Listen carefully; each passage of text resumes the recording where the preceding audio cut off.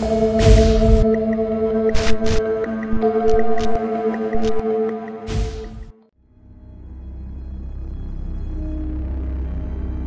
itu, jalur Pantura diselimuti suasana mencekam.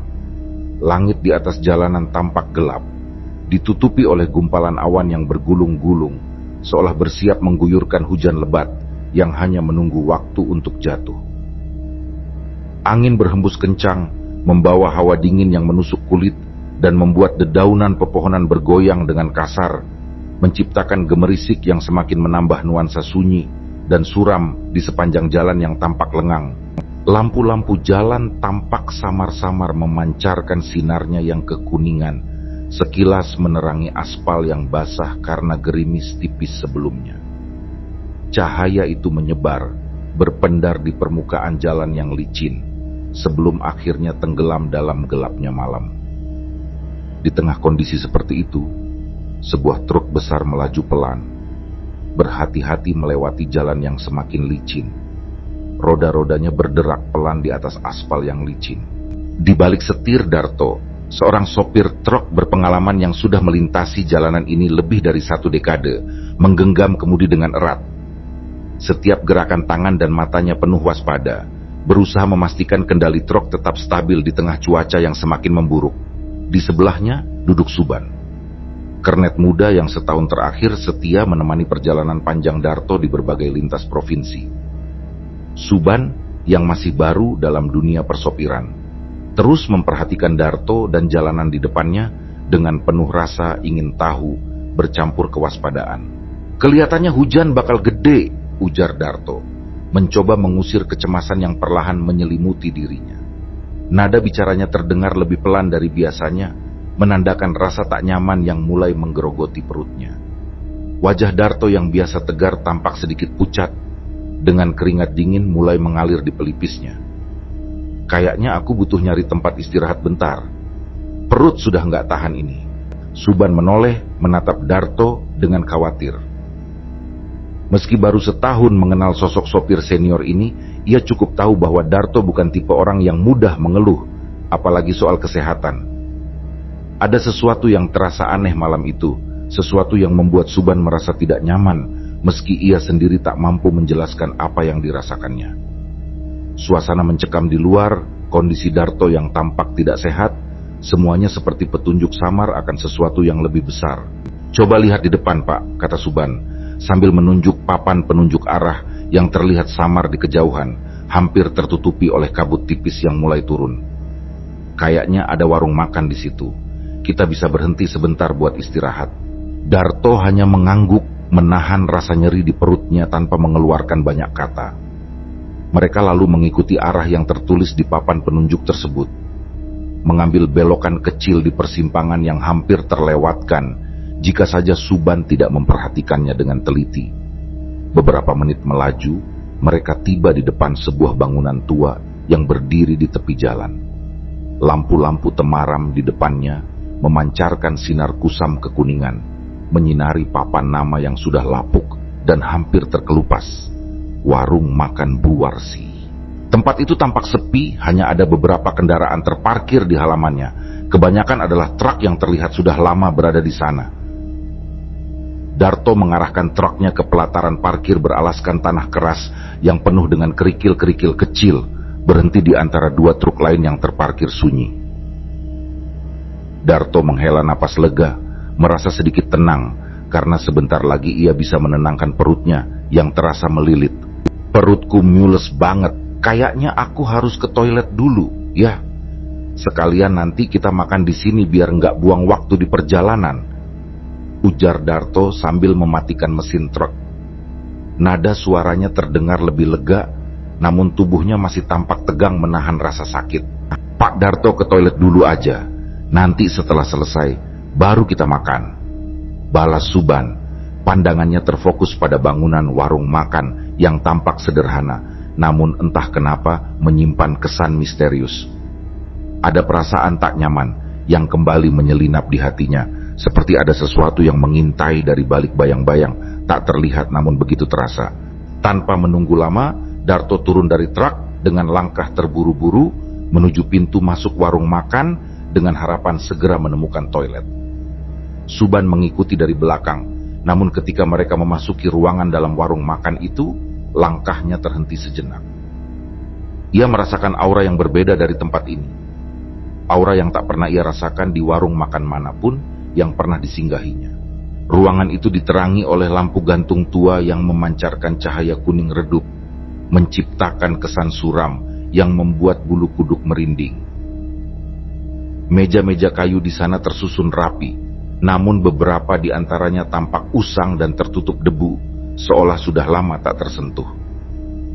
Di dinding, tergantung foto-foto hitam putih yang menampilkan pemandangan kota tua dan orang-orang dengan ekspresi muram, seolah menyimpan cerita pilu yang terpendam di balik bingkai usang itu.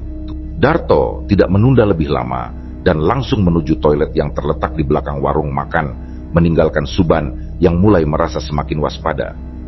Di sudut ruangan, Suban melihat seorang wanita tua berpakaian kebaya dan kain batik berjalan perlahan menuju dapur dengan nampan di tangannya. Ia mengenali wanita itu sebagai Bu Warsih, pemilik warung makan yang kabarnya cukup dikenal oleh para sopir truk di jalur ini. Namun, saat Bu Warsih melintas di depan cermin besar yang tergantung di dinding, Suban merasakan getaran dingin menjalar di tengkuknya. Bayangan Bu Warsih di cermin itu tampak berbeda dari biasanya. Tidak sekadar pantulan biasa, melainkan bayangan yang seperti menyimpan sisi lain, sisi yang tidak bisa dijelaskan dengan kata-kata. Suban menelan ludah, mencoba menenangkan diri sambil memandang sekitar dengan hati-hati. Ia berharap Darto segera kembali dari toilet. Malam ini, ada sesuatu yang terasa janggal di warung makan ini. Sesuatu yang tidak bisa diabaikan begitu saja. Dalam hati, ia berdoa agar perasaannya hanyalah kekhawatiran yang berlebihan. Namun firasatnya berkata lain. Malam ini akan menjadi malam yang panjang, penuh dengan kejadian yang tak terduga. Di tengah keheningan yang menyelimuti warung makan, suara detik jam dinding terdengar nyaring, memecah keheningan malam. Suban duduk gelisah di salah satu meja kayu. Matanya terus mengawasi setiap sudut ruangan, seolah takut ada yang muncul tiba-tiba dari kegelapan. Perasaan was-was yang sejak awal menggelayut kini semakin menjadi, menguat seperti ada tatapan tak terlihat yang mengintainya dari sudut-sudut gelap ruangan. Di atas meja, segelas teh hangat yang ternyata telah dipesankan oleh Darto beberapa menit lalu masih mengepul, namun Suban ragu untuk menyentuhnya. Aroma teh itu sedikit aneh, berbeda dari teh pada umumnya. Di antara aroma melati yang biasanya menenangkan, ada bau anyir samar yang menusuk hidung, menciptakan suasana ganjil yang semakin membuat perasaannya tidak tenang. Suban menelan ludah, mencoba menenangkan dirinya sambil berharap Darto segera kembali dari toilet. Tiba-tiba, suara berderit pelan terdengar dari arah dapur, seperti ada yang membuka pintu. Suban sontak menoleh, tatapannya tertuju pada tirai tipis yang menggantung di antara ruang makan dan dapur. Di balik kain tipis itu, samar-samar tampak sebuah bayangan bergerak, tinggi dan besar, jauh lebih besar dari sosok Bu Warsih yang sebelumnya melayani mereka. Jantung Suban berdegup lebih cepat, naluri alaminya segera menyala, mengirimkan peringatan akan bahaya yang tersembunyi di balik ketenangan palsu malam itu. Sekilas, sosok bayangan itu tampak nyata. Namun ketika Suban mencoba memperhatikan lebih seksama, bayangan itu hilang begitu saja, seolah terserap oleh keheningan yang semakin mencekam. Perlahan, Suban merogoh saku celananya, mencari jimat kecil yang selalu ia bawa kemanapun pergi. Jimat sederhana dari batu alam dan kain merah itu adalah peninggalan kakeknya, seorang dukun terkemuka di desanya, yang dipercaya memberikan perlindungan dari makhluk-makhluk tak kasat mata. Sentuhan dingin jimat di telapak tangannya membuat Suban sedikit tenang, namun pikirannya masih dihantui oleh bayangan tadi. Sesuatu di tempat ini terasa salah, dan ia mulai meragukan keputusan mereka untuk berhenti di warung makan yang sepi ini. Saat Suban masih tenggelam dalam kecemasan dan pikirannya sendiri, Darto muncul dari arah belakang dengan langkah perlahan. Wajahnya tampak lebih pucat dari sebelumnya, dengan keringat dingin yang mengalir di pelipisnya. seolah rasa sakit perut yang dialaminya belum juga mereda. Ia menarik kursi di hadapan Suban dan duduk menghela napas panjang. Perutku masih nggak enak. Mungkin nanti habis makan kita istirahat sebentar di sini dulu sebelum lanjut jalan, gumam Darto lelah, seolah perjalanan malam ini terasa lebih berat dari biasanya. Suban hanya mengangguk, mencoba menuruti keinginan Darto, meskipun pikirannya masih bergulat dengan firasat buruk yang menghantui. Wajahnya menyiratkan kekhawatiran yang semakin dalam. Akhirnya, ia berani menyuarakan ketakutannya. "Pak Darto, mungkin sebaiknya kita cari tempat lain untuk makan," katanya dengan pelan, suaranya nyaris berbisik. "Saya punya perasaan gak enak tentang tempat ini." Darto menatap Suban dengan ekspresi bingung dan sedikit heran. "Kenapa memangnya? Bukannya tempat ini sering jadi langganan sopir truk? Makanannya enak dan murah, lagi pula sudah malam begini, sulit cari tempat lain." Sebelum Suban sempat menjelaskan perasaannya lebih lanjut, Bu Warsih muncul dari arah dapur dengan senyuman lebar yang tampak hampir permanen di wajahnya. Dalam pelukannya, ia membawa 2 piring besar berisi hidangan nasi putih hangat, sayur lodeh berkuah kental, dan ayam goreng yang tampak menggugah selera. "Silakan dinikmati makanannya. Hangat-hangat pas untuk malam yang dingin begini," ucapnya dengan nada ramah, meski suara seraknya terdengar aneh di telinga Suban. Suban berusaha membalas senyuman Bu Warsih dengan sopan, namun tatapannya tak bisa lepas dari detail aneh pada pergelangan tangan wanita tua itu. Terdapat sebuah gelang hitam, terbuat dari bahan yang tampak seperti helaian rambut manusia, dengan gantungan kecil berbentuk tengkorak di ujungnya. Sekilas, pandangan Suban dan Bu Warsih bertemu, dan saat itu pula Suban merasakan sensasi dingin yang mengalir tajam dari tengkuk hingga punggungnya. Senyuman Bu Warsih tampak terlalu lebar, hampir tak alami, dengan tatapan mata yang memancarkan kilatan tak terjelaskan, sesuatu yang membuat jantung Suban berdegup lebih cepat. Setelah meletakkan piring-piring itu di meja, Bu Warsih berbalik dan perlahan berjalan kembali ke dapur. Langkahnya terdengar menyeret, berat, berbeda dari langkah ringan yang sebelumnya. Suban menundukkan kepalanya, mencoba mengendalikan perasaan gelisah yang semakin kuat. Tatapannya beralih ke arah Darto, yang tampak mulai mengambil sendok dan bersiap menyantap hidangan di hadapannya. "Pak, tunggu dulu," ucap Suban pelan, menahan tangan Darto dengan cepat. "Mungkin sebaiknya kita berdoa dulu sebelum makan, Pak." Darto tampak bingung sejenak, namun ia mengangguk setuju. Keduanya menundukkan kepala, dan Suban mulai melafalkan doa dalam bahasa daerahnya. Doa itu berbeda dari biasanya, lebih berupa mantra perlindungan yang diajarkan oleh kakeknya, lebih dari sekadar syukur atas makanan yang akan mereka santap. Di tengah kekhusyukan doa, tiba-tiba lampu-lampu di ruangan itu mulai berkedip-kedip. Cahaya yang tak stabil membuat bayangan-bayangan di sekitar mereka bergerak tak menentu, menciptakan kesan seolah ada sosok-sosok lain yang diam-diam mengintai. Di luar, angin bertiup semakin kencang, menggoyangkan jendela-jendela tua yang berbunyi nyaring dan menggema, menciptakan suasana yang semakin menyeramkan. Selesai berdoa, Darto mencoba kembali mengambil sendoknya, namun Suban kembali menahan tangannya. "Ada apa lagi? Kamu kenapa sih malam ini?" Suara Darto mulai terdengar kesal, tapi di matanya juga terlihat tanda-tanda kelelahan dan keengganan untuk menunda lebih lama. "Saya rasa ada yang nggak beres dengan makanan ini, Pak," bisik Suban, nyaris tak terdengar. "Aroma dan rasanya aneh, Pak. Saya takut ada sesuatu yang tidak baik." Darto menarik napas panjang, mencoba mengabaikan ketakutan Suban, namun sebelum ia sempat membalas, terdengar suara tawa halus dari arah dapur. Tawa itu lirih, nyaris seperti bisikan, namun bergema di seluruh ruangan, menciptakan suasana yang tak kalah menyeramkan dari bayangan-bayangan sebelumnya. Darto dan Suban saling bertukar pandang, dan kali ini Darto pun mulai merasakan ketidaknyamanan yang telah dirasakan Suban sejak mereka tiba. Tiba-tiba, pintu dapur di ujung ruangan terbuka dengan sendirinya, perlahan namun pasti, meski tak ada angin yang cukup kuat untuk mendorongnya. Dari balik kegelapan dapur, muncul sesosok bayangan hitam, tinggi dan kurus, dengan mata merah menyala yang tampak menembus kegelapan dan langsung tertuju pada mereka. Sekeliling ruangan mendadak terasa membeku. Udara dingin menusuk kulit, dan napas mereka terlihat mengepul seperti di tengah salju.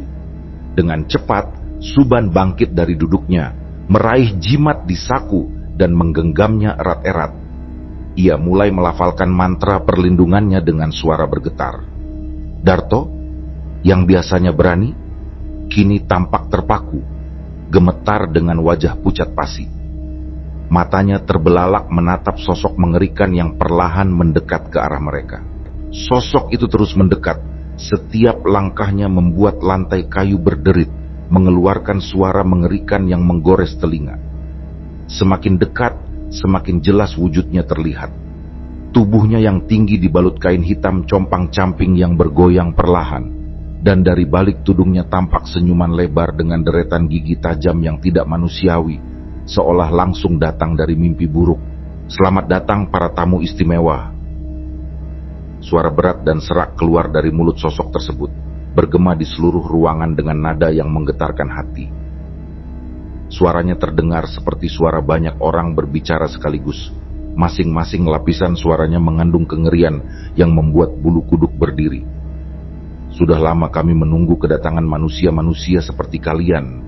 Suban terus melafalkan mantra dengan suara bergetar, berharap perlindungan dari kekuatan yang diwariskan kakeknya mampu menahan sosok mengerikan di hadapan mereka.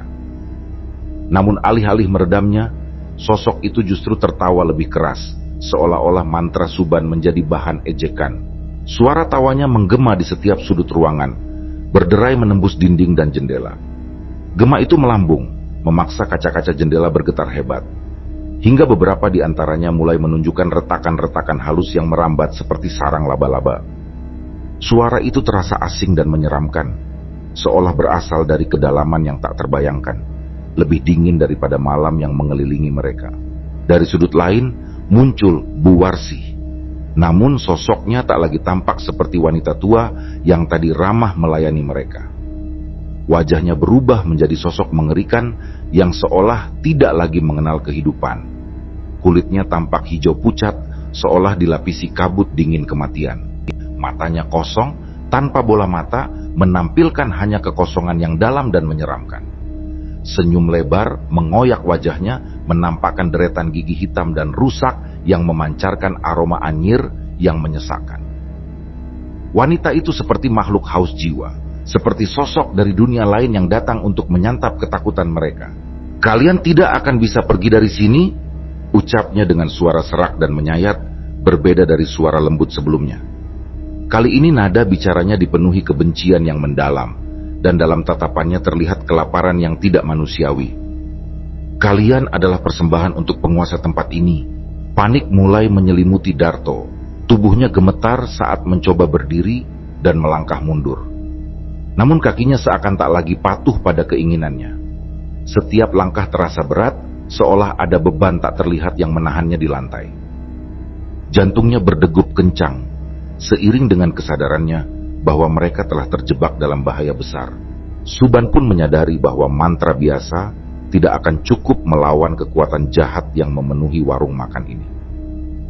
Di tengah ketakutan yang melandanya, ingatan akan ajaran kakeknya terlintas di benaknya, mengingatkannya pada ritual pemanggilan penjaga leluhur, sebuah pelindung kuno yang bisa dipanggil saat menghadapi ancaman besar. Dengan cepat, Suban menggigit ibu jarinya hingga berdarah, merasakan nyeri tajam yang disambut oleh semburat merah yang mengalir dari luka itu. Darah segar itu kemudian ia gunakan untuk menggambar simbol kuno di atas meja, simbol yang diyakini membawa perlindungan dari leluhur. Sambil menggambar, ia melantunkan mantra dengan penuh keyakinan. Kali ini dengan suara yang lebih lantang dan tegas, mantra yang jauh lebih kuat dari sebelumnya. Seiring dengan lantunan mantranya, cahaya lembut mulai memancar dari simbol tersebut, perlahan namun pasti. Cahaya itu semakin terang, membentuk perisai tak kasat mata di sekeliling mereka, melindungi mereka dari ancaman yang mengintai. Sosok bayangan besar dan Bu Warsi yang kini tampak mengerikan tampak tersentak. Mereka berhenti sejenak, memandang ke arah Suban dan Darto dengan ekspresi penuh kebencian. Suara desisan keluar dari mulut Bu Warsi, diiringi teriakan marah yang melengking dari sosok bayangan. Suara itu memenuhi ruangan, membuat dinding-dinding bergetar dan lantai di bawah kaki mereka bergemuruh. Amarah dan kebencian yang terpancar dari mereka semakin mencengkeram suasana, menguatkan ketakutan yang sudah melingkupi tempat ini. Namun perlahan-lahan, kekuatan cahaya dari perisai itu mulai mendorong mereka mundur, memaksa mereka untuk menjauh dari lingkaran pelindung. Tiba-tiba, suara ledakan keras bergema dari dalam ruangan, menggelegar seperti petir yang menyambar di ruang tertutup. Gelombang suara itu menghancurkan kaca-kaca dan perabotan di sekitarnya.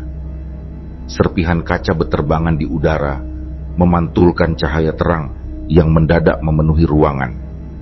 Kilauan cahaya menyilaukan mata Suban dan Darto, memaksa mereka untuk menutup mata. Mereka terperangkap dalam cahaya itu selama beberapa saat. Tubuh mereka bergetar di tengah ketidakpastian dan kekhawatiran yang semakin membuncah. Saat cahaya itu akhirnya memudar, keheningan yang mengerikan menyelimuti ruangan. Perlahan, Suban membuka matanya, mengamati keadaan sekitar yang kini berantakan total. Sisa-sisa kehancuran tersebar di mana-mana, dinding-dinding yang penuh retakan, lantai yang hancur, dan serpihan kaca yang berkilauan di bawah sinar bulan yang masuk dari jendela yang pecah. Darto terduduk di lantai, tubuhnya lunglai, matanya masih menyiratkan keterkejutan atas apa yang baru saja terjadi.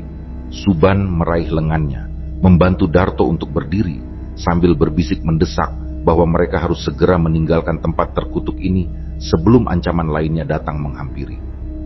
Namun, ketika mereka mencapai pintu keluar, pandangan di luar menyambut mereka dengan kejutan lain yang lebih menyeramkan. Di luar, suasana tak lagi seperti yang mereka ingat. Truk-truk yang tadi terparkir rapi di halaman kini menghilang entah kemana, seolah ditelan oleh kekuatan misterius. Pohon-pohon di sekitar berubah menjadi kerangka mati, kering dan tanpa daun. Batangnya melengkung tak beraturan, seperti tangan-tangan tua yang menggapai udara. Tanah yang mereka injak tampak pecah-pecah dan kering. Retakan-retakan membentuk pola aneh yang membuat suasana semakin ganjil. Di atas mereka, langit berwarna merah darah, memancarkan cahaya gelap yang menambah kesan mengerikan pada pemandangan itu.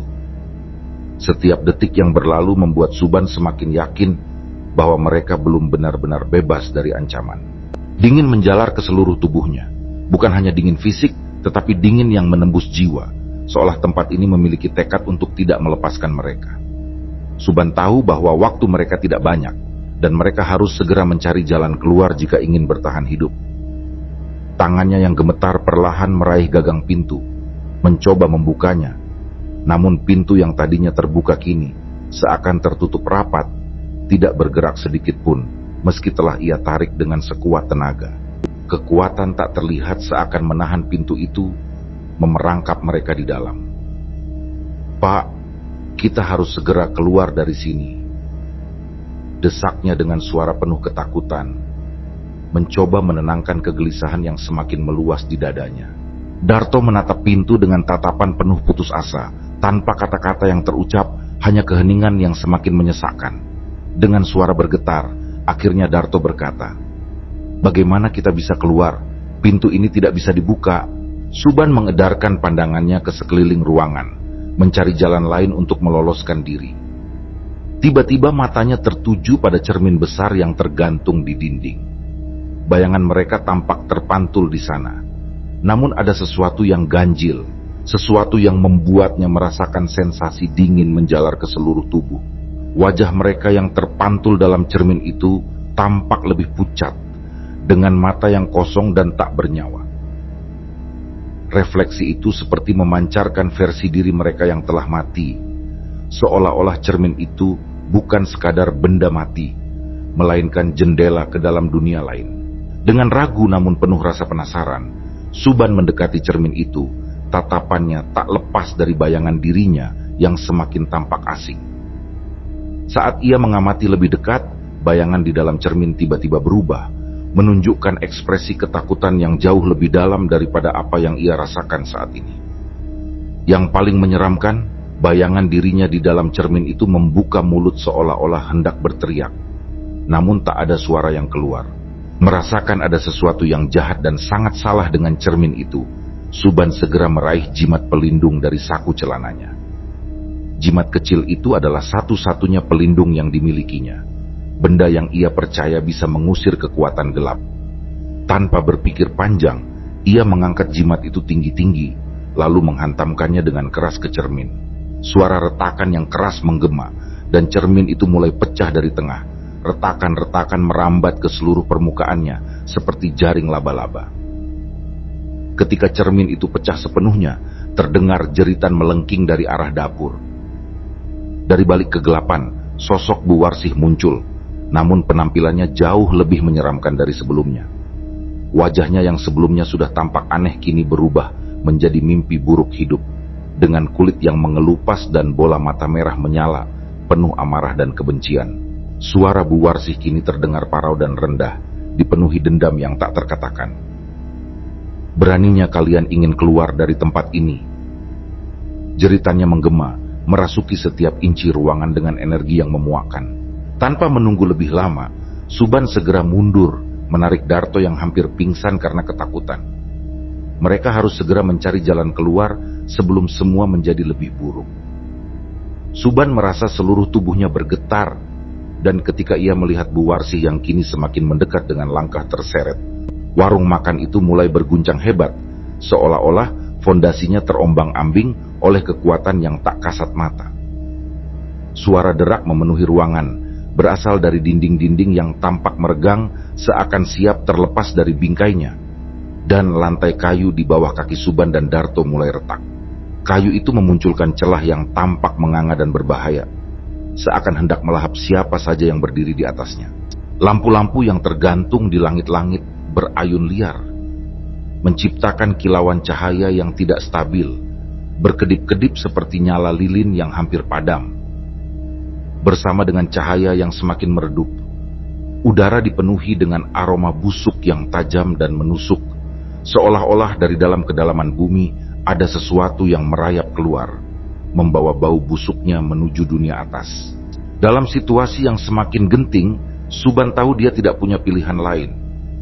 Tanpa ragu ia menghantam cermin di depannya untuk kedua kalinya, kali ini dengan lebih keras dan penuh tekad. Pecahan cermin berhamburan ke lantai, memantulkan sisa-sisa bayangan mengerikan yang terpecah menjadi serpihan kecil. Namun, alih-alih meredam kekacauan, pecahnya cermin itu malah memperparah keadaan. Seakan merespons tindakan Suban dengan amarah yang mendidih, ruangan tersebut bergetar semakin hebat, dinding-dinding seperti ikut merintih, menyuarakan raungan kemarahan yang memekakkan telinga. Dari celah-celah lantai yang kini terbuka lebar, asap hitam pekat mulai mengepul, membubung seperti kabut kelam yang membawa hawa kegelapan. Asap itu memenuhi ruangan, menciptakan kabut tebal yang membuat dada Suban sesak, seolah paru-parunya dihimpit oleh kekuatan yang menyesakkan. Bau busuk semakin menjadi-jadi, mirip campuran belerang dan daging yang sudah lama membusuk, membuat mereka berdua batuk hebat. Di dalam kabut itu, bayangan-bayangan hitam tampak melayang dan berputar di sekitar mereka, menciptakan bisikan-bisikan tak jelas yang semakin mengoyak ketenangan mereka. Kita harus keluar sekarang juga. Pak Darto yang biasanya tenang kini benar-benar diselimuti panik. Napasnya terdengar pendek dan cepat, dan tangannya gemetar saat ia mencoba menarik Suban, berusaha menemukan jalan keluar di tengah kepulan asap dan bayangan yang menari-nari dengan seram di sekitar mereka. Namun, meski mereka mengedarkan pandangan ke seluruh penjuru ruangan, tak ada pintu yang terlihat. Dinding-dinding seolah telah bergeser, menutup akses dan membuat ruangan tampak seperti labirin yang menjebak mereka di dalamnya. Di sudut ruangan, sosok Bu Warsih muncul kembali. Wajahnya tak lagi memancarkan kehangatan, berubah menjadi sesuatu yang lebih menyerupai makhluk gaib dengan ekspresi haus darah. Kulitnya semakin pucat, hampir kehijauan, dengan mata yang kini kosong melompong, menampilkan kehampaan yang tak dapat ditafsirkan oleh akal manusia. Langkahnya berat dan menyeret, meninggalkan jejak gelap di lantai kayu. Tangan kanannya kini tak lagi berbentuk tangan manusia, melainkan berubah menjadi cakar panjang yang tajam, siap menerkam dengan keganasan makhluk buas. Dalam keputusasaan yang semakin menghimpit, Suban melirik ke arah jendela di sisi ruangan. Jendela itu tampak sebagai satu-satunya jalan keluar, walaupun ia tahu risiko yang mungkin harus mereka hadapi. Tanpa pikir panjang, Ia mengambil kursi kayu di dekatnya dan mengayunkannya ke arah jendela. Suara kaca pecah terdengar tajam, menghamparkan pecahan kaca yang jatuh berkeping-keping, menciptakan celah sempit yang mungkin cukup bagi mereka untuk meloloskan diri. Suban tak membuang waktu.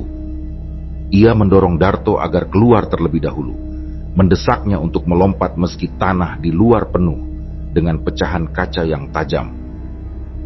Darto jatuh dengan suara debuman keras. Tubuhnya terhempas di atas tanah kering yang berdebu. Namun rasa sakit dari jatuh itu tak ada apa-apanya dibandingkan ketakutan yang membayanginya. Suban menyusupkan tubuhnya keluar jendela dan merasakan serpihan kaca menggores punggungnya. Namun rasa sakit itu ia abaikan, teralihkan oleh ancaman lebih besar yang mengejar mereka. Setelah berhasil keluar, mereka berdua terguling di atas tanah yang penuh dengan serpihan kaca. Tubuh mereka nyaris tak dapat bergerak, namun tak ada waktu untuk merasakan perih. Begitu mereka berada di luar, Suban menoleh ke belakang, memperhatikan bangunan yang kini tampak seperti rumah tua yang hancur, bukan lagi warung makan sederhana yang sebelumnya mereka masuki. Struktur bangunan itu bergetar dan bergoyang, seperti bayangan yang tak stabil dalam penglihatan yang kabur. Asap hitam masih mengepul dari setiap celah yang ada, dan bayangan-bayangan kelam terus melayang di sekitar, bagai roh-roh jahat yang terperangkap di tempat itu. "Pak, ayo cepat, kita harus lari dari sini." Suban menarik lengan Darto yang lemas dan membantunya berdiri. Mereka berdua kemudian berlari, meninggalkan tempat itu dengan sisa-sisa tenaga yang mereka miliki, menghindari ancaman tak terlihat yang mengelilingi warung makan tersebut. Setelah beberapa waktu, mereka berhasil menjauh dari warung makan itu, keluar dari jangkauan kabut hitam yang terasa menghantui setiap langkah mereka. Di luar, mereka disambut oleh angin malam yang dingin, berhembus kencang, membawa bisikan suara-suara gaib yang samar terdengar, seolah-olah mereka masih diawasi. Suban terus melafalkan mantra pelindung, menenangkan diri dan Darto yang masih gemetar, hingga mereka merasa cukup aman dan jauh dari tempat tersebut. Keesokan harinya, saat mereka singgah di sebuah warung lain, mereka mendengar dari warga setempat tentang kisah menyeramkan yang menyelimuti warung makan Bu Warsih. Warga mengatakan bahwa warung makan itu sudah lama terkenal sebagai tempat yang mengerikan, dan beberapa sopir truk yang singgah di sana tidak pernah kembali. Ada yang kembali dalam keadaan linglung, bahkan beberapa dikabarkan kehilangan akal. Bagi Suban yang memiliki kepekaan terhadap dunia gaib, cerita itu menjadi penegasan dari apa yang telah dialaminya, bahwa malam sebelumnya bukan sekadar kebetulan, tetapi takdir untuk mengungkap rahasia kelam yang tersembunyi di tempat tersebut. Namun di sisi lain, meski Suban berhasil menarik Darto keluar dari tempat itu, ada sesuatu yang ganjil terjadi pada Darto. Sejak mereka meninggalkan warung makan itu, pria paruh baya tersebut berubah. Ia hanya terdiam, tatapannya kosong, mengarah lurus ke depan, seperti seseorang yang kehilangan jiwanya. Seakan sebagian dari dirinya tertinggal di tempat yang baru saja mereka tinggalkan. Dengan cemas, Suban mencoba membangunkan Darto dari keterdiamannya. Ia mengguncang bahu pria itu, memanggil namanya, berharap ada respons yang datang. Namun Darto tetap bergeming, tubuhnya hanya bergetar ringan, dan bibirnya bergerak-gerak seolah ingin berbicara. Namun tak ada kata-kata yang keluar. Akhirnya mereka tiba di tempat parkir truk. Tempat yang biasanya penuh dengan truk-truk besar yang berjajar rapi kini tampak lengang. Hanya ada truk milik Darto yang tersisa, terparkir sendiri di bawah pohon besar. Suasana yang hening terasa menekan, dan tiba-tiba Darto mengeluarkan suara yang mengerikan. Tawa panjang yang tak wajar, bergema di antara pepohonan. Tawa itu terdengar bukan seperti tawa bahagia, melainkan lebih mirip tangisan putus asa yang bercampur dengan rasa sakit yang tak tertahankan. Suban menatap Darto dengan rasa takut dan bingung, mencoba menyadarkannya. "Pak, sadarlah Pak," ucapnya dengan penuh harap. Namun tatapan Darto tak lagi sama. Mata Darto yang dahulu penuh kehidupan kini hanya menyisakan kehampaan. Pandangan kosong yang menembus tanpa fokus, seperti sosok tanpa jiwa.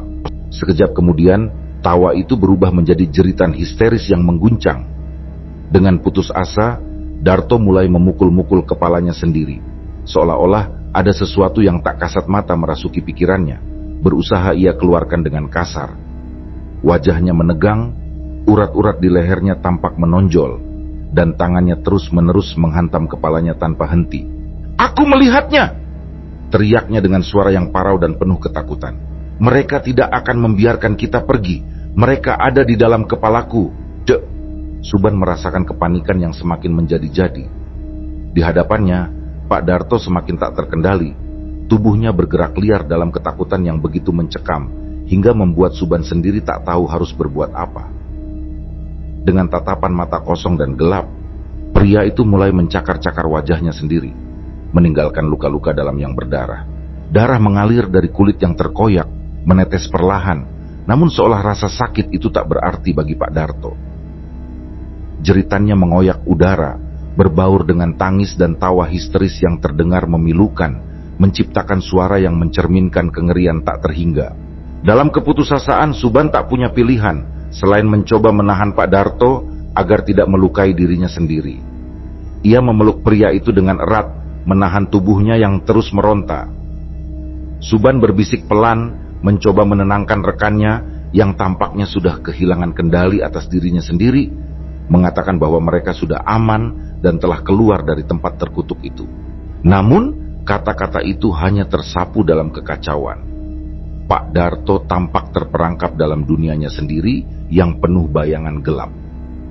Ia terus meronta, tangannya mencakar-cakar udara, seolah mencoba mengusir sosok yang hanya dapat dilihatnya sendiri.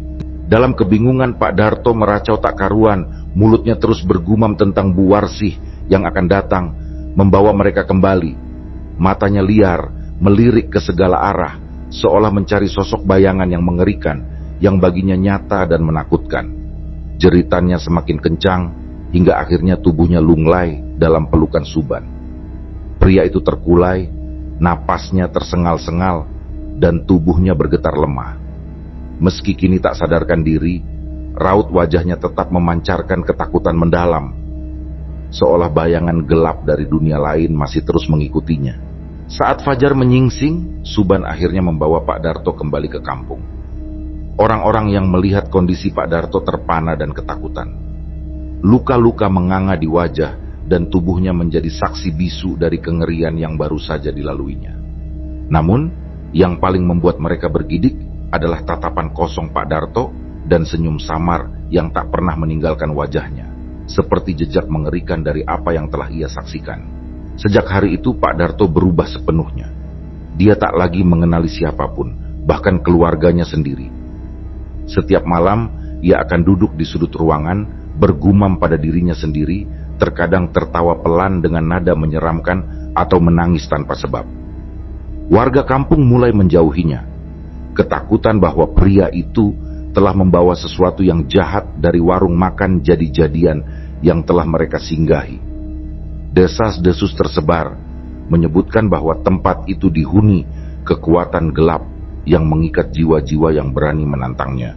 Keluarganya yang cemas mencoba segala cara untuk menyembuhkan Pak Darto. Dukun-dukun didatangkan, mereka merapal doa dan membakar kemenyan, namun tak ada yang berhasil. Rumah sakit jiwa pun sempat menjadi pilihan, namun hasilnya tetap nihil. Setiap upaya untuk mengembalikan kesadaran Pak Darto berujung pada kegagalan yang mengiris hati keluarganya. Pak Darto tetap terjebak dalam dunianya sendiri, dunia yang dipenuhi kengerian dan bayangan dari alam gaib yang tidak bisa ia lepaskan. Suban tidak bisa menerima kenyataan bahwa Pak Darto yang dulu ia kenal kini telah berubah menjadi sosok yang menakutkan. Hari-hari berlalu dalam kegelapan, sementara pria itu hanya bisa bergumam sendiri, kadang tertawa terbahak-bahak dengan suara seram yang menggetarkan, atau menangis dalam kesunyian yang mencekam. Sesekali tatapannya terlihat seperti melihat sesuatu yang tak kasat mata, sesuatu yang membuat Suban sendiri bergidik. Dalam keputusasaan, Suban teringat pada sosok kakeknya di Kalimantan, seorang pria tua yang dihormati sebagai dukun dengan kemampuan luar biasa. Kakek yang akrab dipanggil Datuk itu adalah satu-satunya harapan yang masih ada dalam benak Suban. Meskipun jarak dan waktu memisahkan mereka, Suban merasa tak punya pilihan lain. Jika ada seseorang yang bisa menyelamatkan Pak Darto, maka orang itu adalah Datuk. Tanpa ragu, Suban segera menghubungi keluarganya di Kalimantan dan menceritakan kejadian mengerikan yang menimpa mereka. Datuk tak berkata banyak, namun segera bersiap untuk berangkat. Dia memahami bahwa ini bukan persoalan biasa. Ada kekuatan gaib yang lebih besar yang terlibat, kekuatan yang tak bisa diselesaikan hanya dengan cara duniawi. Ia tahu bahwa tugas berat menantinya, tapi tekadnya sudah bulat. Beberapa hari kemudian Datuk tiba di kampung Suban, disambut dengan harapan besar oleh keluarga dan para tetangga yang telah mendengar kisah-kisah kesaktiannya dalam menyembuhkan orang-orang yang diganggu makhluk halus. Dengan langkah mantap dan wajah penuh ketenangan, Datuk segera meminta untuk dibawa ke rumah Pak Darto. Begitu Datuk melangkah masuk, suasana mencekam langsung menyelimuti ruangan. Pak Darto duduk di sudut, tubuhnya membungkuk dengan tatapan kosong yang seolah melayang entah kemana. Bibirnya bergerak perlahan, menggumamkan sesuatu yang tak dapat dimengerti, menciptakan aura seram di sekitar dirinya. Datuk mendekat perlahan, matanya yang penuh kebijaksanaan memandang Pak Darto dengan seksama, mencoba memahami apa yang sebenarnya terjadi padanya. Suban yang berdiri di samping kakeknya tak bisa menahan rasa cemas. "Kakek, apa yang kakek lihat?" tanyanya, berharap penjelasan dari sosok yang ia percayai. Datuk tak segera menjawab. Ia menutup matanya, melafalkan doa-doa dalam bahasa yang hanya ia dan leluhur yang bisa pahami. Dengan suara lembut, ia memanggil kekuatan alam dan para leluhur untuk memberikan petunjuk. Setelah beberapa saat, ia membuka matanya perlahan. Pandangannya suram namun tegas. Wajahnya menunjukkan keseriusan yang tak pernah Suban lihat sebelumnya. Pak Darto ini terperangkap di antara dua dunia. Sebagian jiwanya telah diambil oleh sosok jahat dari tempat yang kita tidak seharusnya masuki, ucap Datuk dengan suara berat dan mendalam. Suban menelan ludah, merasa bulu kuduknya meremang. Ia sudah menduga bahwa ada sesuatu yang tidak wajar, namun mendengar hal ini dari mulut kakeknya membuat kenyataan itu terasa lebih menakutkan. Dengan nada penuh harap, Suban bertanya, "Apakah kakek bisa menyelamatkannya?" Datuk mengangguk pelan, sorot matanya menunjukkan tekad yang kuat.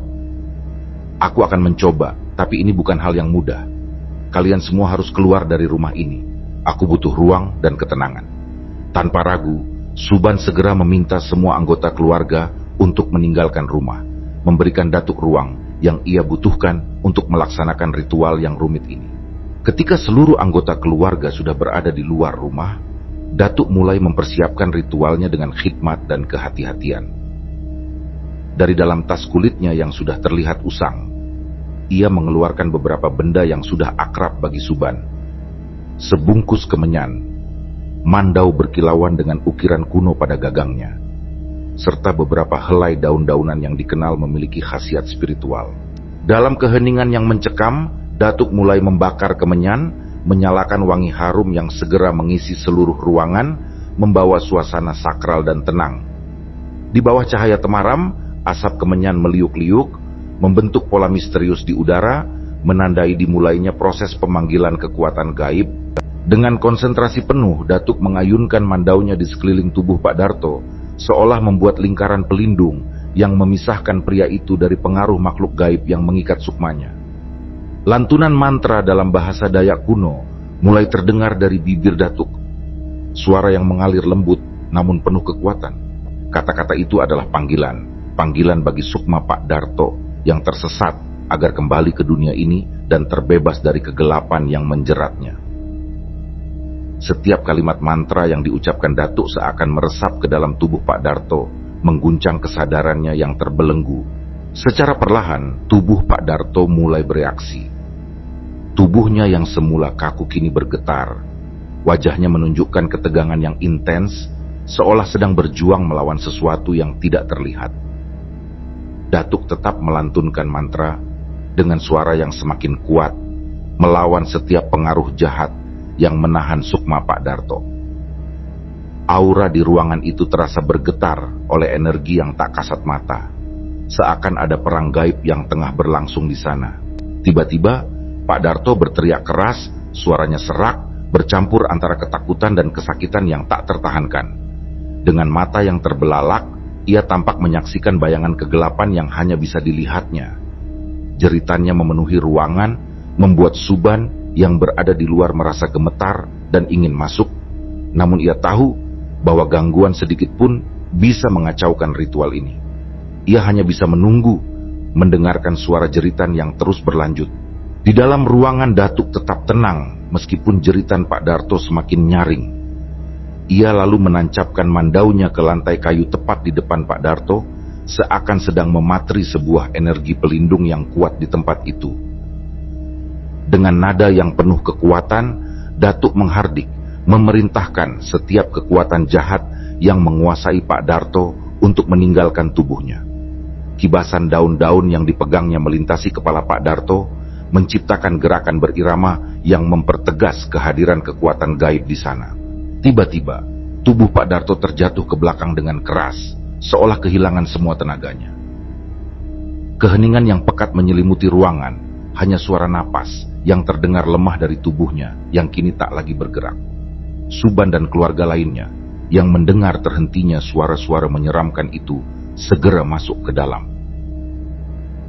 Begitu pintu terbuka, mereka mendapati Datuk yang terlihat kelelahan duduk di lantai, sementara Pak Darto terbaring tak bergerak di dekatnya.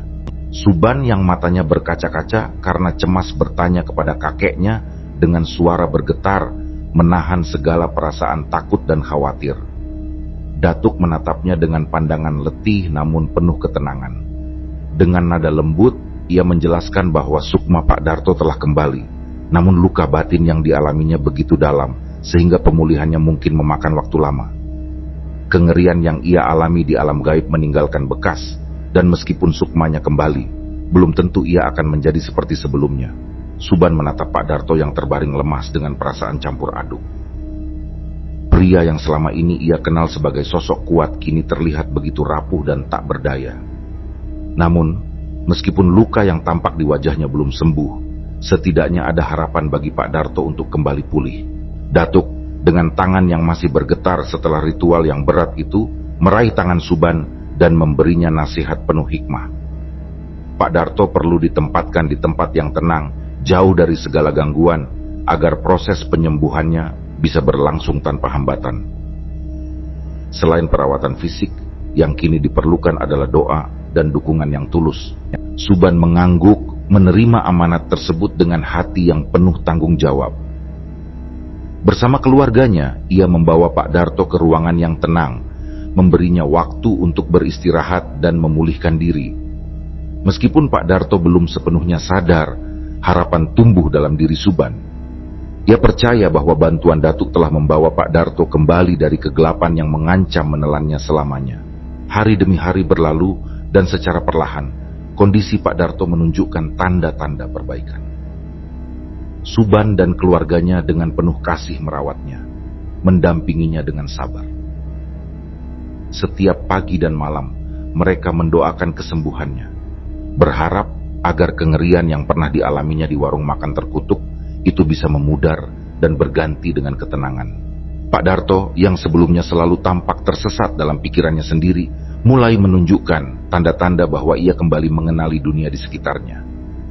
Namun bayangan suram yang pernah menguasai dirinya terkadang masih muncul di tatapannya, seperti kenangan buruk yang sulit dilupakan. Pada suatu pagi ketika cahaya matahari pertama menembus jendela kamar, Suban memasuki kamar Pak Darto dengan perasaan yang berbeda dari biasanya. Udara terasa lebih segar, dan ruangan itu tampak lebih terang dari hari-hari sebelumnya, seolah-olah ada energi baru yang memenuhi tempat itu. Ketika Suban mendekat, ia melihat bahwa wajah Pak Darto tampak lebih tenang, dan bayangan kegelapan yang biasanya menutupi matanya kini mulai memudar. Suban duduk di tepi tempat tidur, memanggil nama Pak Darto dengan lembut, berharap ada respons. Tiba-tiba, jari-jari Pak Darto bergerak, gerakan halus namun jelas yang segera menarik perhatian Suban. Hatinya berdegup kencang, hampir tak percaya dengan apa yang dilihatnya. Pak Darto mulai membuka matanya, kelopaknya terbuka perlahan-lahan, memperlihatkan tatapan yang semula kosong namun perlahan-lahan menjadi lebih sadar. Wajahnya menunjukkan kebingungan Namun seiring detik berlalu, kesadarannya mulai pulih. Ia menatap ke arah Suban, mengenali sosok yang ada di hadapannya. Dengan suara serak dan lemah, Pak Darto akhirnya memanggil nama Suban, menanyakan apa yang terjadi padanya.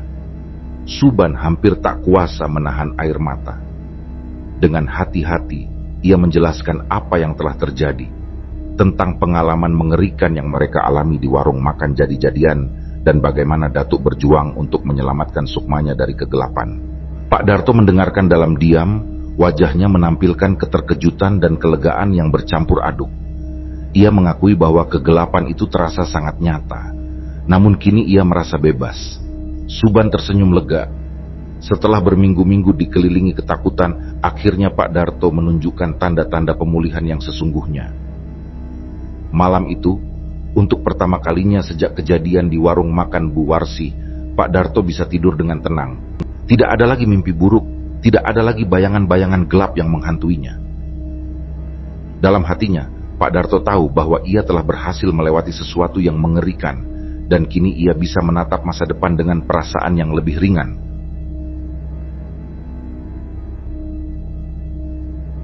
Demikianlah kisah yang kami bawakan ini. Terima kasih untuk Dani yang telah mengirimkan cerita ini. Walaupun bukan cerita nyata, semoga kisah ini dapat menghibur teman-teman semua dan diharapkan cerita ini bisa bermanfaat. Baiklah, terima kasih untuk teman-teman yang telah mendengarkan cerita ini dan juga yang telah mendukung channel ini. Semoga kebaikan yang dilakukan teman-teman dibalas oleh Allah Subhanahu wa Ta'ala dengan hal-hal yang lebih baik dan lebih bermanfaat dalam kehidupan. Saya mohon maaf apabila ada kesalahan dalam perkataan ataupun pengucapan dalam menceritakan kisah ini. Sampai jumpa lagi di kisah kami berikutnya.